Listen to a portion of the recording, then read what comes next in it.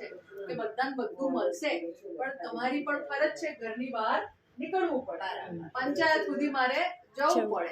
2-4 દાડા ધક્કા ખાઈને ત્યાં ઘડી ઓલો ના આવતો હોય તો એ કઈ વાંધો નહીં, ચોથા દાડે તો આવવાના જ.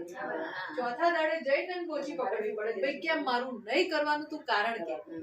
બરાબર, જે જાણકાર હોય એને કહેવાય, તો તમારો પ્રશ્ન હલ થાય. તો આ ચોપડીમાં લખ્યું છે કે એ તમારી ફરજ છે, નહીં તો પછી બોલે એના બોર વેચાય એવું થાય. તો પછી આપણે આપણા અધિકારની વાત કરીએ. તો અધિકાર એટલે શું કે મારા ઘરમાં છોકરો ને છોકરી બેવ છે.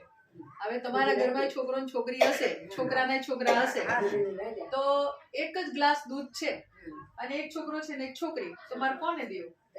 તમે કોને દેવો? બંને દેવું પડે, એકલા ના ચાલે. એકને ઊંડું કરે ને એકને હાજી કરે, પણ એક જ ગ્લાસ છે તો શું કરીશું?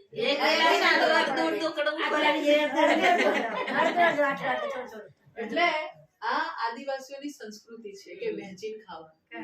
માનો કે એક રોટલો હોય ને તો એના 4 ટુકડા કરીને 4 લોકોને વહેંચીને ખાય, એ આદિવાસી. બાકીના બધા છે એ બધા લૂંટવા વાળા લોકો.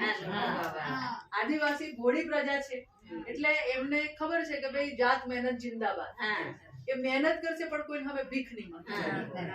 પણ આપણને એ પણ ખબર હોવું જોઈએ કે આપણે દેશમાં રહીએ છીએ તો આપણે મહેનત તો કરીએ જ છીએ, પણ એની સાથે આપણે આપણો અધિકાર જપ્તો કરવાનો નહીં. જો તમે તમારા અધિકાર વિશે જે મળે છે એના વિશે નહીં બોલો તો તમારા અધિકારનું કોક ખાઈ જાય. એટલે પછી ન્યાય ક્યાંથી મળે? કારણ કે આપણે આપણા અધિકાર માટે જાણતાય નથી, બોલતાય નથી.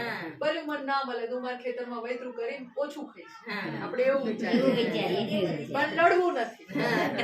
તો જો નહીં લડો તો પછી પેલું કીધું ને બોલે એના બોલ વેચાય વાળું. એટલે કાયદામાં તો બધું લખ્યું છે. બીજું કે આપણે તમે બધાએ બહુ સરસ વાત કરી